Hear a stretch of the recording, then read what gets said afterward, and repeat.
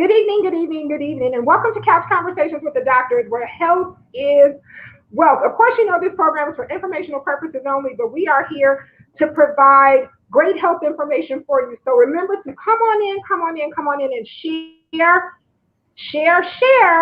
because we are here to provide great information to you. As always, we're going to go around the board and introduce everyone that's here. But I have to share a great comment that we have from one of our viewers by the name of Wilbert Cook. Wilbur Cook first says that he misses Dr. Jasmine and he missed Dr. Pete. However, he wanted to thank Dr. Pete because he finally got his vaccine. And the only reason why he did it was because Dr. Pete told him to. He said Dr. Pete actually changed his mind and made him get his vaccine.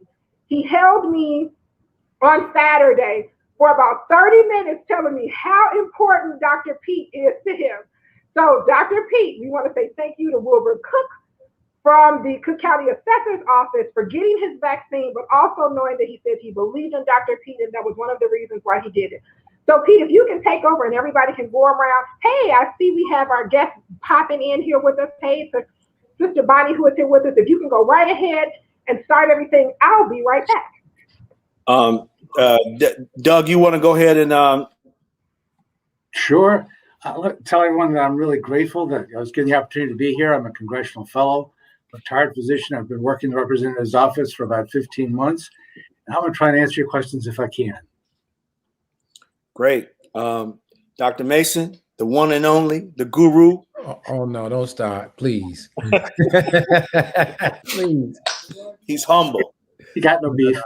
I'm just grateful to be here, and I'm grateful that God is still giving me, as a song in the church, a song in the church says, I get it right in a minute, just another chance to say thank you and be here to be able to be of some help if I can. And the guru of the curing the diabetes epidemic and weight loss king, Dr. Tony Hampton. Hey man, I'm so happy to be here. Had a chance to see some beautiful folk in Jamaica. It was beautiful to see, and yeah, I broke all the low carb rules while I was traveling. Think I had cornbread and rice and everything else, but I think when you're traveling, you're supposed to enjoy, and definitely really thank them for their hospitality. It's just good to see folk. It's, you know, when you go to a community of a country of color and they embrace you like that, it's just a beautiful feeling. So shout out to all the Jamaican brothers and sisters out there. Always happy to share my knowledge, my vision of how the world should look. And I agree, my brother, if we can reverse diabetes and obesity, we will save a lot of lives. So if I can make that happen, let's do it. Absolutely. And I just want to give some of the comments on the side, some opportunity. Virginia Knight is saying, good afternoon, good evening. It's a great day to be alive. Bonnie Smedley is saying, good evening. Happy belated Father's Day, gentlemen. We miss you. Terry, I would like if you could share some of the things that we talked about on the Father's Day program on your show yesterday. I thought it was really meaningful, and particularly around some of the lessons that we were talking about, mentoring and how older men need to be more open to mentoring. And I don't think that we're not open. It's just it's not consciously on our mind to do so. I can honestly say you have been a tremendous mentor to me from the very first time we saw you at your house. I think me and my wife had our second date at your house. You used to invite all of Be careful how you frame that, Pete, now. Okay. So all of Terry would have once a year, the Cook County Physicians Association would host all of the Black medical students at one of the attendings' houses. And Terry had one at his house. And me and my wife had never seen nobody with a house that big before in my life. So it was really inspiring. But beyond that, Terry, I think, you've been a tremendous mentor for me. Can you share a little bit about what we talked about yesterday for the Father's Day? Go ahead, Pete. You go ahead, man. Okay. I think one of the things that we talked about was mentoring and the importance of older men sharing with the younger generation, because a lot of the mistakes that they're making, they didn't have to make, and that they need to know that they're not alone.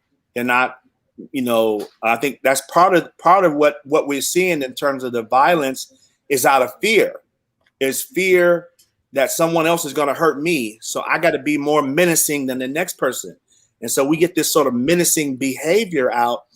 And then I'm not discounting the sort of social factors and social determinants of health, the other things, the poverty and things like that drives violence. But I'm also saying that I think we could help by just giving the young men some comfort that they're not alone. They're going to make mistakes like we made them, and yet we're still here.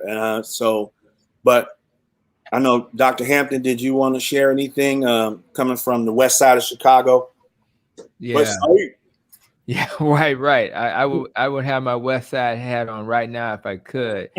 I grew up on Costner and Jackson, very familiar. My kids went to Providence St. Mel's, and reason why I sent them over there is because I thought it was important that they understood a little bit more about what the communities outside of Oak Park look like and what that experience was like, while recognizing that great things come from that community. I'm a product of that community. Providence St. Mel's is one of those great schools in that community. So it's really not about the environment alone. I mean, you can be in an environment with struggles and yet you can achieve great things, but it's very helpful to have mentors. You have to have people to kind of walk with you and coach you along. So that's why Father's Day is so important. That's why I'm very proud to be a father of two young Black boys who are doing well in college and grad school, and all they really needed was a mentor. And guess what? Just because you're a doctor doesn't guarantee you that your kids will do well. It's no guarantee, because if you're not present in their lives, they will succumb to the negative things in the environments. But if you put those right nuggets in their head, what'll happen is that they'll resist temptation. When they're faced with choices, when they're in the fork in the road, they're going to make the right choice, because you over and over again. In fact, it was so common that a lecture would occur whenever my kids were picking up their buddies that they just knew that Dr. Hampton was about to give them a lecture about something related to life, because you only have these young men and young women in your possession for so long. So when you let them fly away like a little bird, you want to make sure they have the tools so that they can do what they need to do. So, and then they can teach our grandbabies how to do this the right way, and then our great grandbabies. So that's why we want to take care of ourselves, so we can be present, so we can be here to teach, so we can be here to inspire and motivate the next generation. So thank you, my brother, for the opportunity. Let me ask, how do we... your point, I'm sorry. I was going to simply ask a question. How do we expand? You mentioned Providence St. Mel. I used to live on the same block. I lived on Monroe Street when it was just Providence. It was down at the end of the corner. Yesterday, John Fountain had a tribute to Paul Adams. John Fountain and I lived on the same block when I lived on Kaminsky. Who is John Fountain, Congressman? Pardon? Who is John Fountain? He's a columnist for the Chicago Sun-Times. Okay. And he has a column every Sunday. Okay. In the Sun-Times. And he's the real straightforward, straight shooting guy. He went to Providence St. Mel. Paul Adams was his mentor. And from time to time, he actually writes about his grandfather, who was a Church of God in Christ minister and ultimately a bishop. I've never met him. As a matter of fact, I've always wanted to meet him because we lived on the same block at one time. Al Weisinger, who used to be the deputy chief of police, the first deputy, Al Weisinger and I lived on the same block at one time. And his mother became the block club president on the block where she lived.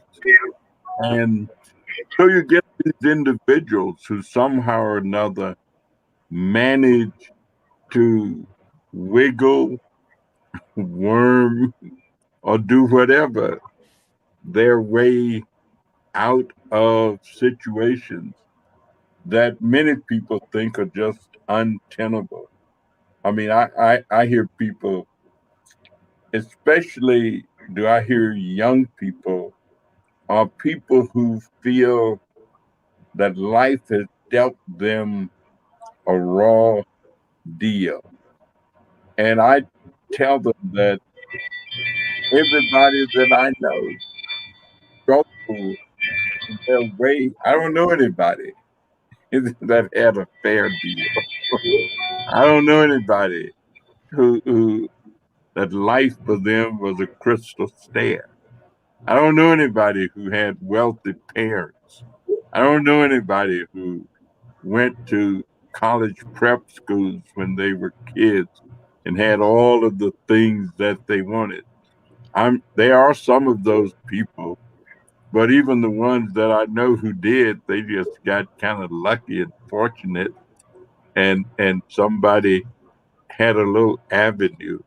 So how do we transfer this information to a broader spectrum of individuals, that certain stuff really does work? That it really, it's not just philosophical stuff. It's not just sounding good stuff, but it really works. How do we get enough of it in the environment to be able to see the difference, or to have people believe that it really does matter? You know, Congressman, I will say this, particularly regarding what Pete had asked. I think that the difference is I grew up in a neighborhood. And when I say a neighborhood, I just don't mean a block. I grew up in a neighborhood where everybody was engaged with just about everybody's kids. I grew up in right over there on 69th and Low, and it wasn't no life, wasn't no crystal stair. I mean, I grew up in a home with domestic violence and everything else, but there was always, you know, my uncle and aunt lived next door, or the neighbors down the street. I mean, it was the neighborhood was like a big extended family, and my mentors came from.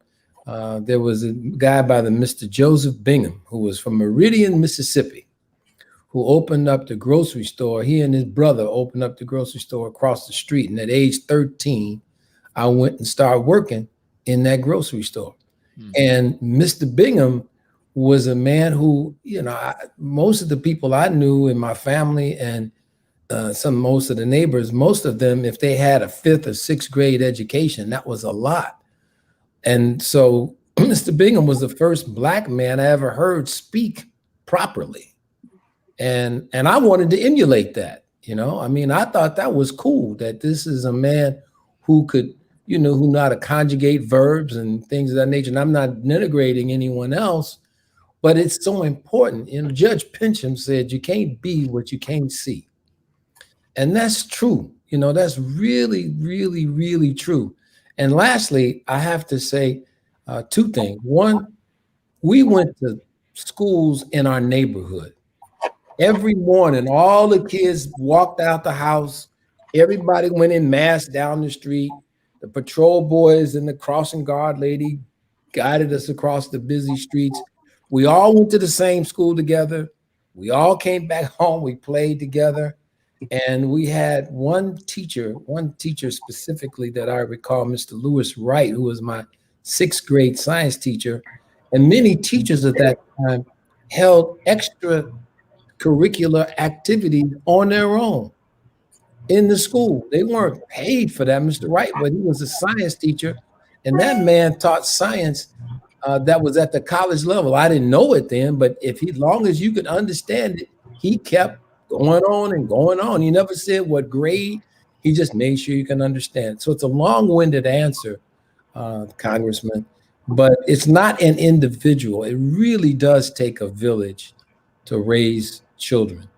And my parents had, and I also knew that if I got out of line, Mrs. So-and-so on one side of the house and Mr. and Mrs. So-and-so on the other side of the house, if they saw me doing something, they had legal right to check me. And then they would call my parents and let them know. But I better not sass Miss So-and-so or Mr. So-and-so. I better be respectful. And so a lot of the tenets of that are missing now. Everybody is not out as they used to be because of the way our children play, which is on the devices now. They don't have that opportunity to have that face-to-face interaction and understand what it means when you say something that hurts somebody and they cry. We don't have that as much anymore. You got emojis for crying. You got emojis for laughing. You got emojis for all this stuff. And I think that to get to your question, to get to your answer, Congressman, it is that person-to-person interaction. And Pete, to your point about the original one came from Carol Smith. His wife was the co-owner of a restaurant called Gladys's.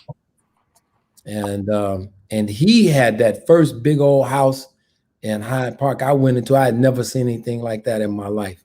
And I said, one of these days, I'm not be able to get anything like that, but I'll get something, because it was just such an inspiration to see that this Black man and his wife were able to do this. He, Maurice Rabb, and others. So I'll stop right there. Oh, Maurice, I worked with Maurice's office was across the hall from me when I worked at the Martin Luther King Health Center. Maurice's office was right there, and my office was across in front of his. And unfortunately, we lost him, of course, far too soon. But he was the sickle cell guy. Mm-hmm. Yeah, he was an expert in sickle cell and had a 5-year grant at the University of Illinois. And that's when I started learning stuff about sickle cell anemia. We had lots of mentors. He was a mentor, Dr. Billy Wright Adams, Dr. Lowell Zoller. I mean, you name him. We used to call him Dr. Sherrod. Sherrod, who was an MD, PhD, who taught us pharmacology as well as physiology. So I was blessed to grow up in a time where we had such great men and women. It was Dr. Ruth, who was our psychologist that worked with us, who taught us how to not be afraid of exams and how to go in and what you need to be mentally, how you have to mentally approach the exam, and to teach us test-taking techniques and reading techniques. I got all the way to medical school and found out I didn't know how to really read well. And Dr. Bentley, Ruth Bentley, she taught us. And we had She was by my office week before last. Oh, Dr. Bentley? Yeah. Oh man, she was brilliant. And and James, you remember Phil Roberts at the School of History? These were all our mentors, Phil. I mean, Congressman, you and the people that put together the Health Advisory Committee, to which I still sit on to this day. You guys did that work, and you guys were the ones that blazed that trail. Just like you're encouraging Dr. Hampton and myself and others to continue this great work. And we're grateful for what you still do.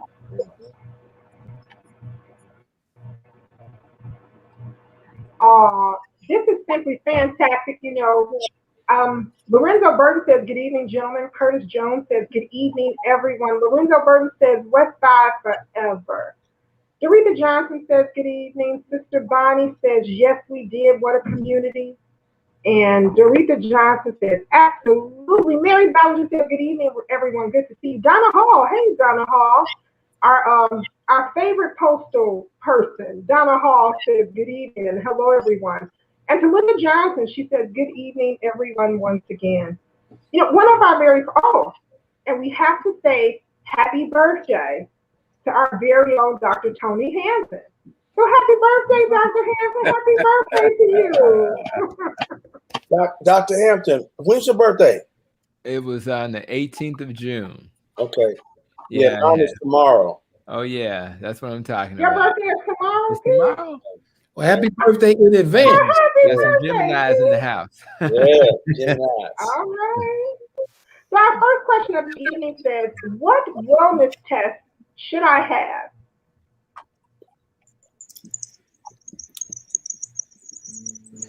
Well, Is that out here? so it's kind of a loaded question, but Yeah. From if you're looking at general wellness, there's a few lab tests that you can have. A vitamin D level is always good. GFR, which is for your kidney function, is good to have. C-reactive protein for inflammation is always good. If you're a man, PSA, prostate-specific antigen. Tony, you have any thoughts about this?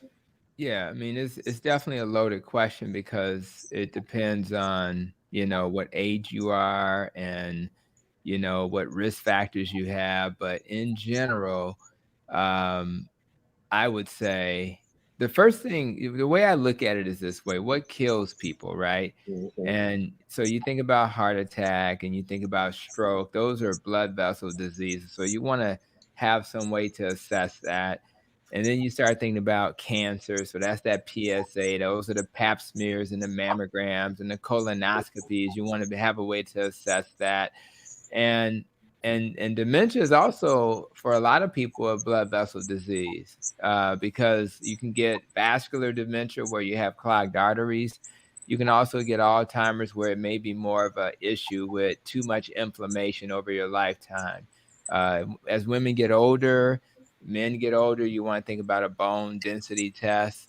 That's important. I think that the PSA is kind of taken over from the prostate exam. So, kind of, not that you should have a finger exam, but the PSA does give you a nice way of kind of looking at the big picture. But because heart disease is a big time killer, I always think, we should think about checking our arteries. So once you get to about 35, 40, you should get a coronary artery calcium score test, because that test, they call it a CAC test.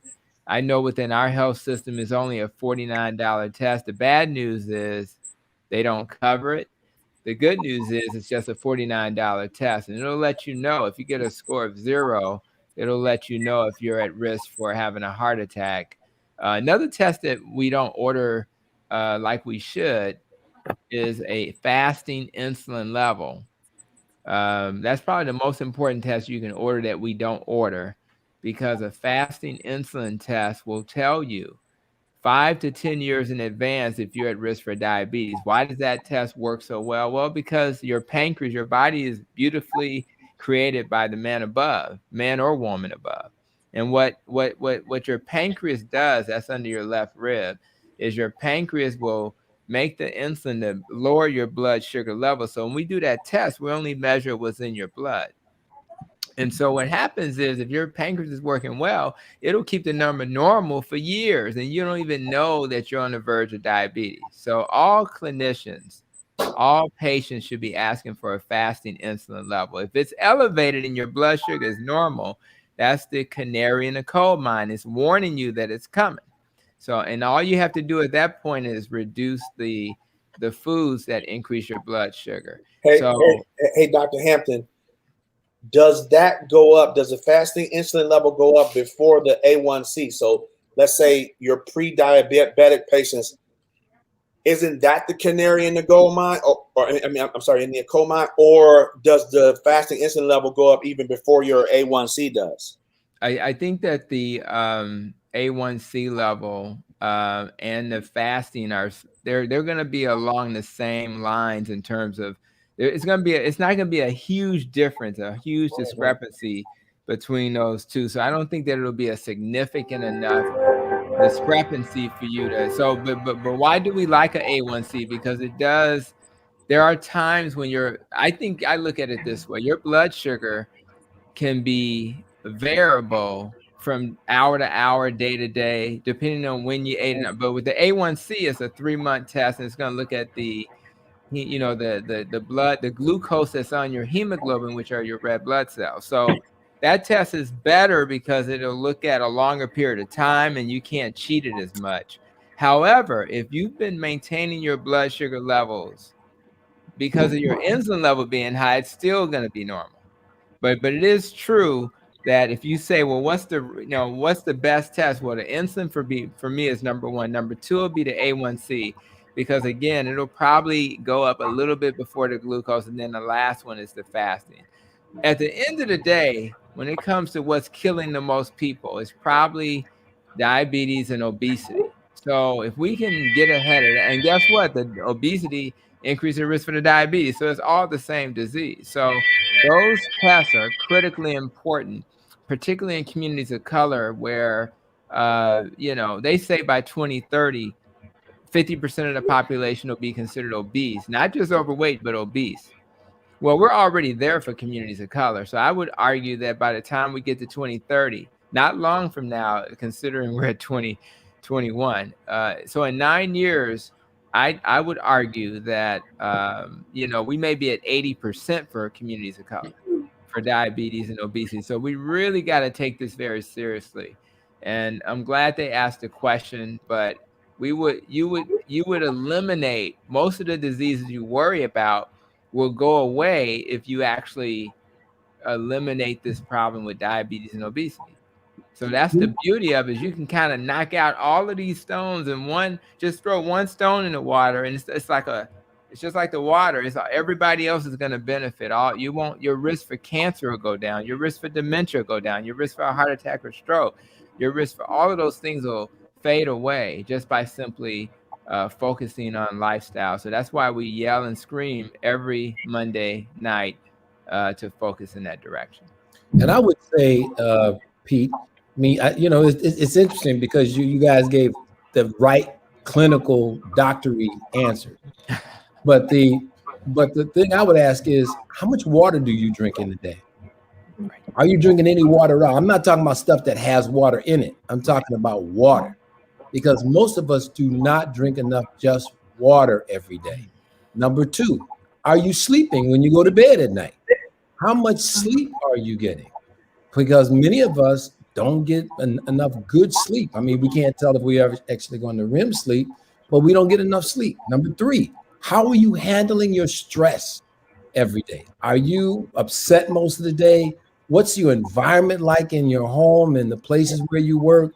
Are you, some people on your nerves, are you being aggravated all day long? Because that helps to change some of those blood chemistries that Dr. Hampton and Dr. Pete have talked about, particularly blood pressure and even diabetes and some of the other things. So we need to think about, I would add those things too. And how often do you have peace? How often can you go somewhere and just have peace? No one screaming, no one yelling, nothing. Just to be able to sit by yourself, maybe read your paper or just have some time to yourself. So those things, in addition to, obviously, I'm going to say that if we're eating more stuff prepared in somebody else's kitchen, particularly if it's fried or that sort of thing, you're going to have problems. You're just going to have them. And if you're not eating, it's not just, I'm telling you, eat vegetables, but vegetables, the only thing contain fiber, fruit and vegetables. So if you're constipated, that means you're not getting enough of that or water, and that's causing your constipation. So those are the things that, in addition, without even going to a doctor's office, and I'm not saying you shouldn't, things that Dr. Pete and Dr. Hampton mentioned are tests that you need to not only ask your doctor to do, but review with you. So you know what the answers are and you know what the answers mean. but you still want to make sure that you're taking care of your stress management at home. You're getting sleep, you're drinking water, and you're exercising. You're doing something, not necessarily getting out there running marathons, but walking or doing something every day. Yeah, Dr. Hampton, Dr. Mason, you hit on what I was going to go to, which was, yes, those tests are important, but there's some activity that you can do, because like even after you get the results of those tests, then what? Right. Then what do you do with that? You know, whether you're a diabetic or not, then what do you do with those air quote wellness tests? And the question is, are you living a well life? And that's what I hear you saying. Live the well life so that you're not constantly chasing after these tests to confirm that you're living the life that you're supposed to be living. And I'm not saying, I do encourage that you go to your doctor and order and have those tests ordered and have those tests reviewed with you. But then your activity supersedes the test. Like what you do, eating whole foods, getting that peace of mind, a reasonable amount of good sleep. We call it REM sleep. That's that sleep where you have these vivid dreams, not the sleep where you're tossing and turning and you're laying there. You slept in the bed for 15 hours, but that wasn't 15 hours worth of sleep. You may have had 3 or 2. So it's that peace. It's that eating whole foods, fruit and vegetables. Surrounding yourself with peaceful people. I was telling a young brother today who was going off to college in the fall about being careful about who he associates himself with. I was so fortunate in just taking it back to when we all met, just had some good brothers around me, good people that we all had similar situations, but we were all determined to make it. And so just having that peaceful environment is important. But yes, definitely the calcium score, vitamin D, lipid levels, A1C, fasting insulin, and get all your screening tests. But after that, then go live your healthy life. Yeah. And Okay, so an Instagram question really quickly says, so Dr. Hampton, even if we do these tests and they don't come back favorable, do we have the opportunity to change it? Yeah, 100% yes. The reason why there's a couple of reasons why doctors don't order fasting insulin levels and they don't order coronary artery calcium score tests. It goes back to what Dr. Pete just said. They don't know how to advise you. So the question is, there are things you can do to reduce inflammation so that your arteries will stabilize. So if you make the proper changes, and that's why, if you look up, I got my NEST, nutrition, exercise, less stress, more sleep, how we think, avoiding trauma. That's all what Dr. Mason was saying. The reason why I don't just say low carb in my world is because that's not enough. What we have to do is do all of these things if you want to live well. And the doctors have not been trained to teach you how to live well. We've been trained to diagnose and treat disease. So why would I do an insulin level if I don't even know how to help you fix that? But my life's work and the doctors on this panel is to teach you how to heal. And it may sound simplistic to try to get more sleep, but try not to get enough sleep and see how you feel. See how you talk to your significant other when you haven't had enough sleep. See how productive you're going to be at work, or how well you're going to drive on the road, on the highway, when you haven't had enough sleep. It's stressful to your body. And I literally avoid stress like the plague. Someone started when I was in Jamaica. Someone told me the story of the cop who owned the apartment and people got killed in the apartment, and I didn't even stay long enough to hear the conversation because I don't fill my head with all of this toxin. The world, people say we're living in rough times. Well, I can guarantee you it was a little rougher back in the day.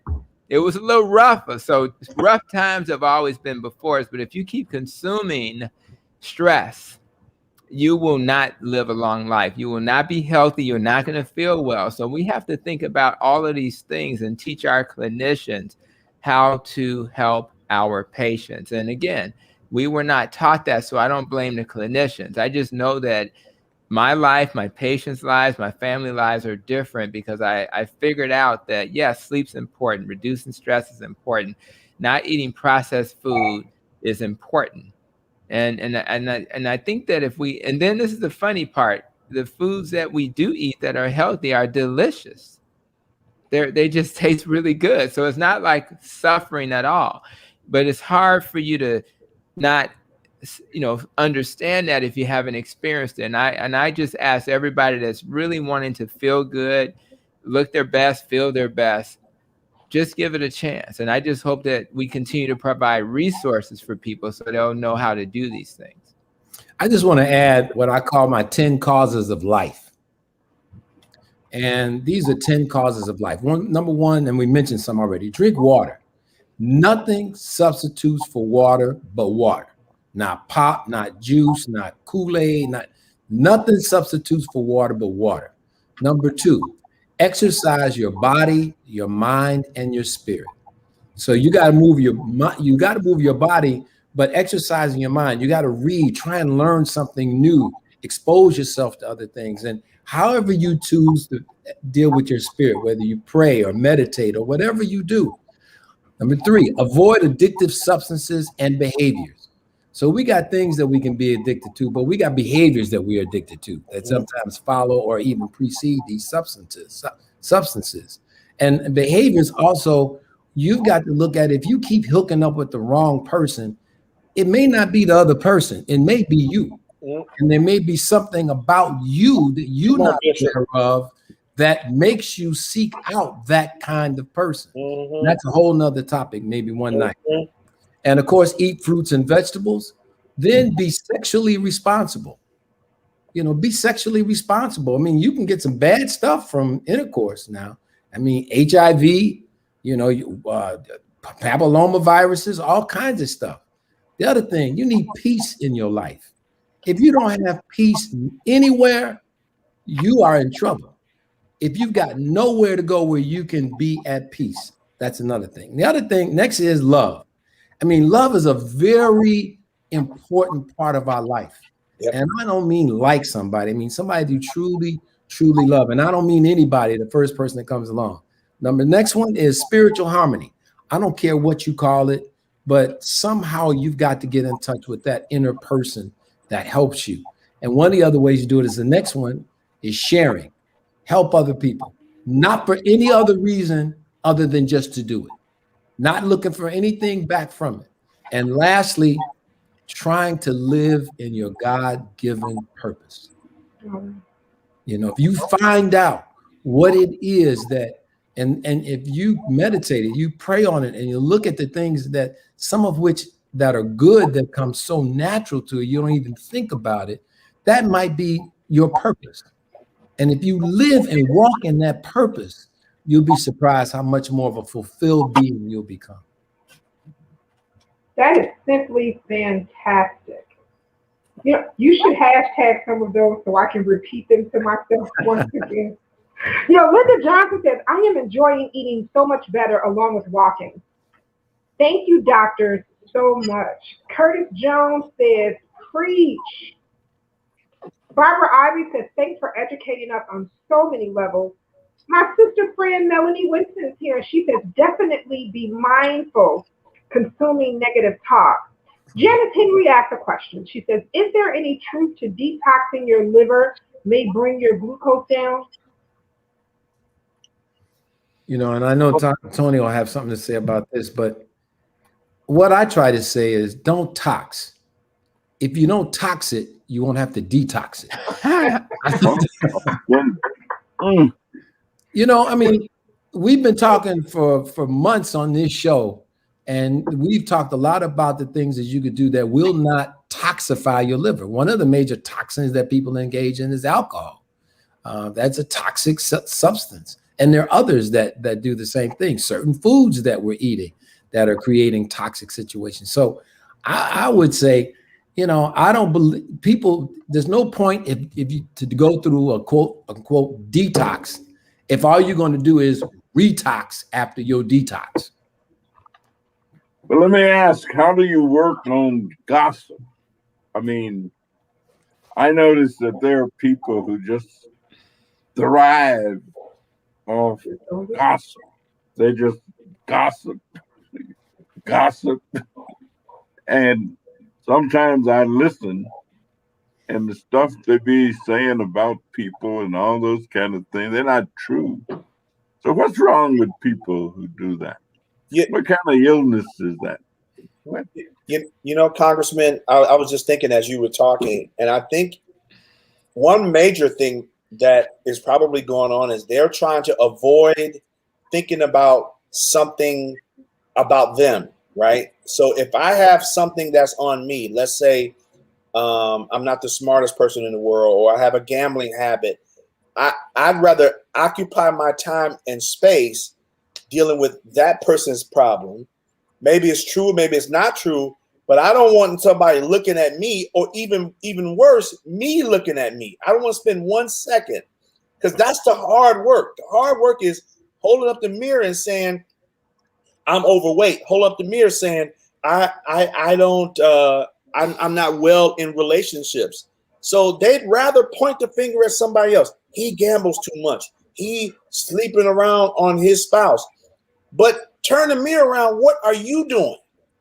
That's And I right. believe the Bible said that Jesus wrote on the ground when they was throwing stones at the woman. And they say he was writing down the names of the people that woman slept with. Okay. So the point is, deal with you. And I think that's a major one, is that people are so consumed. They don't want to consume themselves with what's going on with them, that they'd rather point the finger at someone else. You know, listening to this causes me to try and wonder how the people that I grew up around were so smart. None of them had a college degree, but they taught all of this stuff. I mean, this is what there wasn't a single black person in our environment that had a college degree. And yet they taught all of this. Mm-hmm. My mother taught us a poem called Myself. I have to live with myself and so. I want to be fit for myself to know. I want to be able, as the days go by, always to look myself straight in the Mm. eye. I mean, how were they so smart and never went to school? Never had any education that was formal, that they just kind of knew stuff and they taught that. And you're teaching it now. I mean, it's the same thing. It's the same stuff. And if it worked then, I guess it should work now. Because nothing is different about it. It's just being conveyed from a different vantage point. And you know, we have these heavy think tanks.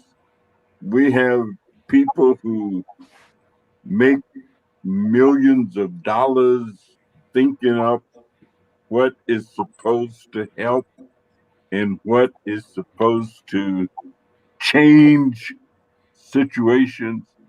Like we have all of these things dealing with violence and the causes of violence.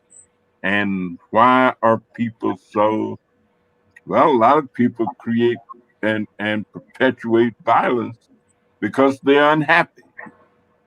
They're just unhappy. They're not low income. They're not poor. They're not in the inner city. They're not in the ghetto. They're not in the hood, but they pull out a Uzi and go in the grocery store somewhere and shoot up everybody there. Or they go into school and shoot up as many kids as they can shoot. You can't say that they were necessarily disadvantaged from an economic point of view, but they were disadvantaged some other way in terms of not being satisfied, being unhappy. So we just need to know that. We're all flowers, and we're just trying to grow. And if we are surrounded by people, and we're not getting the sunlight shining through my window right now, you can see it on my forehead. If I don't get the sunshine in my life, I'm not going to become that flower God intended. If I don't get the fertilizer, if somebody don't pour some water on my head every once in a while. And some of these folks are living in ivory towers, yet they're not being watered, they're not getting sunshine, they're not getting fertilizer. And so it shouldn't surprise us. I'm always amazed when I talk to friends or family and they say, I can't believe the way she's behaving. And I say to them, I can't believe that she's behaving well. I mean, you kind of know what you're going to end up with based on what you've tried to grow in the garden. And I just think that for some of us, we've been lucky. Dr. Mason shared some of the folk in his life that have blessed him. I had a teacher on Madison and Central at Robert Emmett Elementary School, Miss Smith, who kept us after school. She didn't get paid for that. And I guarantee you the great grade I got on my whatever test it was called back then, I can't even remember what it was called, but I think I did well because she spent extra time with us. And so I got a little nurturing back then that helped me become the doctor I am today. I thank her for that opportunity. And some of that stuff happens at every level. Even when we pledge Alpha Phi Alpha, that helped me become a leader. I was not a leader before I became an alpha, and I got around these black men that were leaders. They helped, I think our student government president was in the fraternity. We had the dean of the college. These are people of color who helped to be role models for me so I could say I can do it too. A little West Side brother from Costner and Jackson can do it too. So I think that sometimes those folks in ivory towers, they're not being nurtured. Their father, mom, they're too busy running the corporation and not taking care of things at home. And so we have to create an environment where the people who are in a position to mentor and to guide our children are being given that opportunity and are lifted up. And our children will then have the same respect that Dr. Mason had for the people that helped lead him. Because guess what? Don't ever underestimate our kids. If you give them something positive to hold on to, that's what they're going to hold on to. If you only give them negativity and that's all they see, that's all they're going to hold on to. So we have an opportunity, and I have a lot of hope that we will continue to improve society. I'm not a negative person at all, because there's nothing to gain with that way of thinking. We're all a reflection of our life experience. So when people have negative experience, it affects them negatively. So our goal is to increase the number of positive experiences in our lives and the people around us. That'll then lead to good habits and good things in our lives that'll then lead to a better society. But it takes a lot of work, and but you can't give up hope. There's enough good in the world. There's enough good that's happening that should give us hope. But if we keep feeding our babies negativity, they will perish. So I believe that the example that Congressman gave is an example of somebody that just wasn't nourished properly.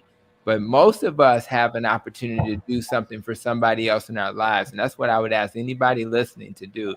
If you have a little nephew in your life that you think, is being perceived as a thug and all of that, he's just crying out for somebody to hold his hand and to walk him through life. And that's something that you can do. You don't need an expert. You don't need a therapist. Sometimes it's just a family member who cares. Yeah. And you're going to try and make me believe that you guys grew up in Inglewood and golf on the west side. You can't. But that's the stereotype. Like when me and Pete were at Xavier in New Orleans, people came to me and said, You don't sound like you grew up on the West Side.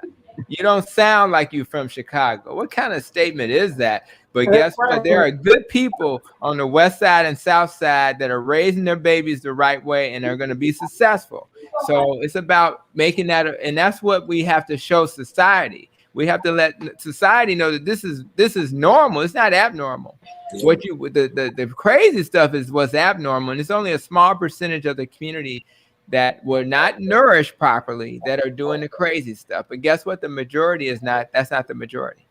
You know, I would say to what you're saying too. And my son told me this. He said, that, and he worked with the Boys and Girls Club, and he worked over in Indiana and over in Gary, in a very, very poor section of Indiana. He mentioned to me about the lady that worked at the Burger King, and she was grateful when they didn't sell all of the burgers because then she could take that and feed her 7 kids with it. But the one thing that he taught me, and I think that's so important, is we talk about love. And what you've been talking about, Tony, what you've been talking about is love, man. You know, our kids don't, many of them don't feel love. And when you ask, when my son was working with us, he told me, he said, Daddy, you know how kids spell love? I said, no, man, how do you spell it? He said, T-I-M-E. That's how they spell it. And if you ain't spending no time, you don't love them. And you got to spend quality time with them. And what's happening now is that we have these artificial devices that are spending more time with children than people. So how are they going to know how to interact with people? How can they say such caustic things that they say on Facebook and all this other stuff without any governors, because they don't know what it's like to be able to say something to somebody and actually see them cry or see them hurt and understand what that means. We've taken that part of maturation and growth away from our children by substituting these devices. And I'm not saying they're all negative or anything, but there's the reason that I think Congressman Davis's point, those people, I had about 20 mamas on my block and 20 daddies on my block. But the one thing every parent knew was not one of those people were going to do anything bad to you because they loved you like they loved their own kids for the most part. And they weren't going to do anything to you that they weren't going to do to their own children, or that they wouldn't want you to do to their children. Because if Mrs. Jones called and said, Clarice, I saw, what, girl, what you talking? Then I knew it was all over with. It was all over with. And the parents were in a union. They were all united against, your wrongdoing. And they all worked together because everybody's kid did something wrong. And oftentimes, even when, and I'll say this and stop, even with the boys or the girls got to the point where the old folks said they were smelling themselves and thought they could rear up and say things, and it would create friction in the house. A lot of the neighbors would take you into their house and give your parents a chance to cool down and that sort of stuff. That's the love I'm talking about. That's how you raise. You can't raise kids by yourself, and you can't let them be raised by devices. And you can't, even though sports and all the other things are great, but at the end of the day, they have to know they're loved. You're right. Melanie Winston says, laughing out loud, I had a Mrs. Jones growing up too. I had a Miss Rose. We had a Miss Rose, a Miss Jones, and a Miss Shackelford. And don't let them tell Sister Harvey. And she would give you that message. When I get you, I'm going to get you for old and new. I would start praying and giving her Bible scriptures on why she shouldn't tell my daddy. It was amazing. Sister Bonnie says, true, Dr. Mason, the community raises us. Curtis Jones says, true. Melanie says, what a good word, Dr. Terry. What a good word. Nellie King says, absolutely. Exactly, Dr. Mason from Mary Ballinger. Linda Johnson, so true. Barbara Ivory says, Nellie King added to the community. Mary says, I'm a former West Sider, and I've been told the same thing, Dr. Tony. Home and School Works Together by Nellie King. Barbara Ivory says, Dr. Hampton, I believe if each qualified person nurtures another person, child or adult, in a positive way, there will be hope in the world. Angela Underwood says, yes, our children are extremely talented and creative. We need to provide hope and take action to help guide and support them. Words are powerful. Melanie also says mentoring is extremely important and more needed in our communities. Yolanda Walton says, because our ancestors had something called common sense, thinking, and will to survive, no formal education was needed. Barbara Ivy says again, wisdom comes from God. Degrees don't always equate what common sense is. Yolanda Walton asks, where are these doctors practicing? I might be thinking about a primary physician change. We're going to go across that at the end for you. Melanie Winston says, gossip is a sign of immaturity. You know, Mel, my dad would say, when people gossip, they can't have a conversation by themselves. Walk away, don't listen, and never reply. So I don't respond to rhetoric or craziness. I don't stand there. I'm not going to be a part. So that's how we kind of end some of that. Bonnie says, Dr. Mason, you have to post. Oh, so Dr. Mason, what she wants you to do is to post those 10 points. She's asking me and you to post them. So when you get the opportunity, email me those 10 points so I can make sure I post those up. And we're getting these dittos behind it just as well from Mary Ballinger and others.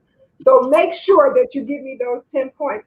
Tony Hampton, one of your classmates from Emmett and from Lane Tech, who's a detective by the name of Marcus Shepard, says we were all told that just as well, and he's on Instagram. And I'm a West Sider as well, and I hear that all the time, where either people ask me, how far south do you live? And when I tell them I live on the West Side, they act like they don't understand. You don't act like a West Sider. Well, what does a West Sider act like? I don't understand what you mean. You don't look like a West Sider. Well, what does a West Sider look like? I mean, I don't understand. Yolanda Walton says, OMG, these conversations are so meaningful and on point. And for everyone on Periscope who's asking me these questions about what happened to their questions, we're going to get to those questions next week. This is going to be a final question for the evening because we've gotten this question a number of times. And then, of course, it's that time. So, Dr. Mason, please don't forget these 10 causes of life because they bombard us with it right now. So don't you forget. We have a question here that says, is there anything you can do to mediate hot flashes? So that's going to be our last question of the evening. And then we're going to do our until next Monday. So don't everybody jump at that question. I'll start with hot flashes are another form of inflammation. So if you can reduce inflammation in your body, again, rather you do it through diet with, reducing, like Dr. Mason would argue, a vegan, vegetarian diet really does help. I believe a low carb diet helps as well. That's number one. I think there are supplements that some people will try things like black cohosh as a dietary supplement to help out, it's hard to sleep, so we want you to get more sleep, but it's hard to sleep if your temperature is going up and down, but trying to get on a consistent sleep program. And most women with hot flashes would want the house to be cooler, but you actually sleep better when you're cooler anyway. So, but the thing is, if you stabilize the inflammation in your body, that is really the secret, I think. And those are the things I'll share. I'll kind of leave it with that. Yeah. So Dr. Mason told me to stay away from sugar, and it works. Go right ahead, Dr. P. Yeah. Just to add to what Dr. Hampton was saying, some of the other supplements is turmeric. Beets are good in terms of reducing inflammation and raising your nitric oxide levels naturally. I think also reducing your stress is important. The stress is the thing that will raise your cortisol levels. Those are hormones that your body physiologically produces that helps you to survive in a stressful environment. So if you were hit by a car or if you were about to be hit by a car and you need to get out of the way, cortisol is what helps you to get out of the way. But at the same time, for people who are having those menopause symptoms, those are some things that you can do is to help reduce your stress. Then, of course, at some point, you may want to see your physician to think about estrogen replacement therapy as an option too. Awesome. So, Dr. Pete, where are you practicing at? The Near North Health Service Corporation. And Dr. Tony Hampton, where are you practicing at? I'm with Advocate Aurora Healthcare. I work on 98th and Western at the Beverly Clinic, so with Advocate Healthcare. Okay. All right. So, Doug, you're until next Monday? So by now, we have given over 300 million vaccinations. That's a huge number. And the most important thing about this is if there were a problem, we would have found it by now if it was really significant. So please don't be the last one vaccinated. Let's get everybody vaccinated so it'll go back to normal. 300 million is a huge number. Awesome. Dr. Sherry Mason, you're until next Monday. Well, think over what you've heard tonight, and wherever it applies for you in your life, apply it immediately. Don't wait. Do it now. And I thank God and I thank Congressman Davis for this opportunity always. It's a wonderful opportunity to reach people that otherwise wouldn't get this information. Dr. Tony Hampton, you're until next Monday. Having recently taken a vacation I haven't taken in a while, I've learned the value of self-care. And I think that all of us need to pause, be a little selfish sometimes and do self-care. I've always tell patients, self-care is not selfish. So try to make sure you take time away to relax, recover, heal. And you can do sleep every night, but sometimes you got to get away from the bosses and the busy life just to kind of take a breather. And then you can come back and offer the world even more. So until we meet again, just make sure that you rest and heal so that your body can be optimal when you need to use it. Great. Dr. Pete, you're until next Monday. Until next Monday, find someone to mentor. Find someone that needs guidance. Take a phone call from somebody. I got a call from a student who was finishing his first year of med school, and I'm exhausted, I'm tired, but I took the call and I talked to him from my office all the way home. And I think every time it's not even like a second thought for me, because I'm thankful. Terry, I'm sure, remembers me calling him and texting him. And so we have to keep doing that. And even for those of us, we have to mentor people, young brothers who are not in medicine, who don't know what it's like. They think we were born with a silver spoon in our mouths. We don't know what it's like to struggle. We don't know what it's like to be them, but we are them. We are them. And we were saying yesterday on the show, we have to start telling our story more. And I think we feel like we're beating on our chest or we're bragging, but we shouldn't feel that way. We should feel like they need to hear what we came from so that they can see that that's an opportunity for you too. You're not more disadvantaged than me. And so your life is worth it. And so don't make decisions that impact your entire life, that we need you to survive and to thrive. That was a long-winded one. All right, Bishop. Okay. All right, Dr. Pete. Quickly to Miss Dorothy Murray, who is here. Dorothy Murray, thank you for being one of our adamant viewers all the time. And we want to say thank you for your vacation trip and to all your great friends from Mississippi who are here listening. And they want the doctors to know that they are grateful for the information that they give. So thank you so much, Miss Dorothy, for sharing that with us. As always, we want to remind you to get vaccinated. If you have not, get vaccinated. We have some great events coming up. Once again, we'll be sharing this with you. So get vaccinated. Remember to wear that mask if you are not in a setting where you feel that you're at that 70% of where people may have herd immunity. Of course, we don't know yet about what we need to do with social distancing. So to be on the safe side, let's just do it. If you are in a circle of people where you don't know exactly what their status is in reference to being vaccinated, and all the time, you want to make sure that you continue to wash your hands extremely well, not just for COVID purposes, but remember, flu and pneumonia is down just as well because we've been tidying up our hands just a little bit more. So remember to wash those hands. So we'll have our until next Monday and our closing remarks from the Congressman of the Illinois 7th Congressional District, our very own Congressman Danny K. Davis. Well, let me just show the pen that President Biden used to sign the bill making Juneteenth a national holiday. He had 10 of those, and he gave me one, along with 9 other people who were there. And I'm very pleased to have mine.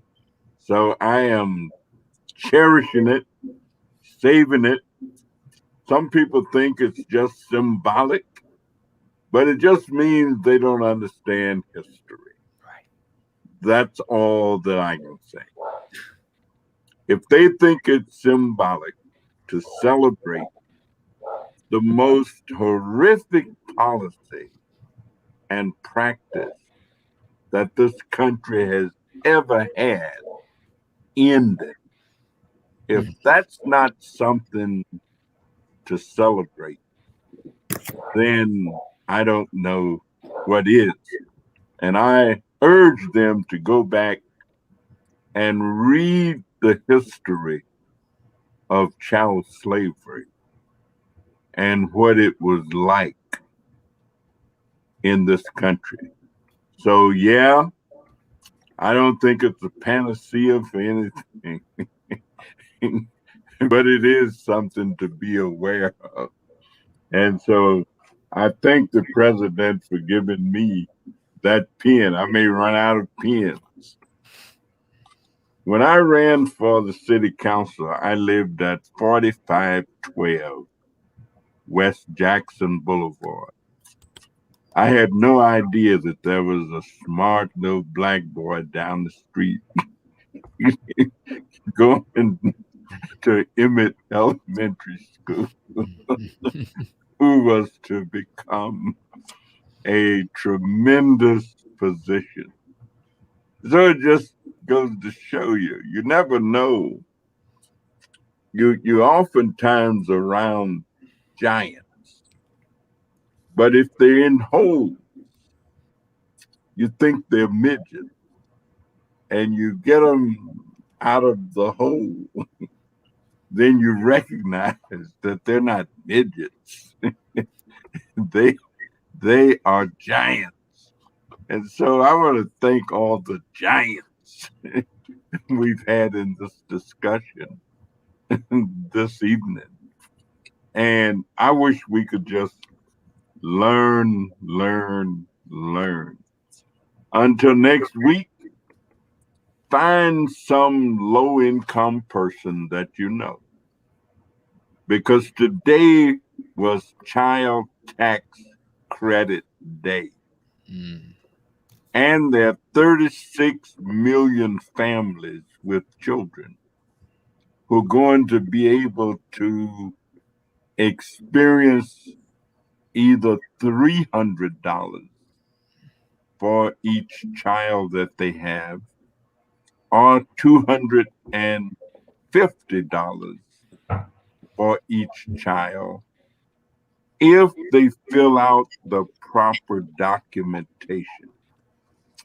If they filed income tax, they don't have to do anything but wait for their money to hit their bank account or wait to get a check in the mail. They're going to get it every month until the end of the year. July the 15th, August the 15th, September the 15th, October the 15th, November the 15th, December. But if they didn't file income tax, they're not going to get it. Or if they didn't give the information to the Internal Revenue Service so they will know how to get their money to them.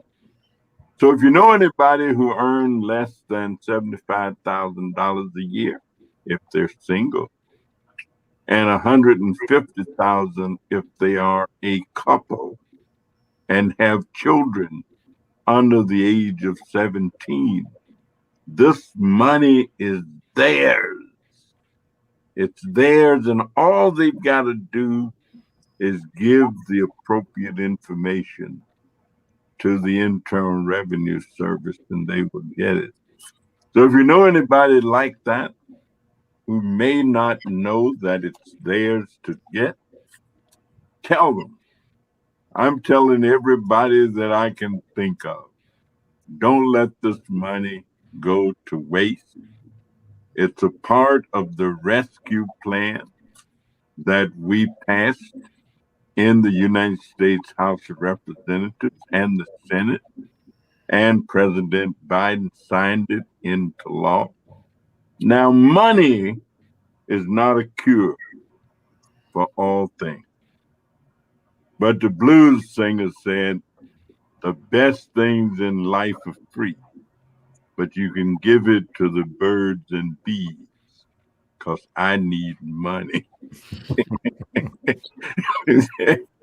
Money. So let's help them know that that money is there. Gentlemen, thank you so much. Nicole Hargett, thank you for a very profound discussion this evening. And let's all have a wonderful weekend. We'll see you till next Monday. Take care. Thank you. Good night. Good night. All right.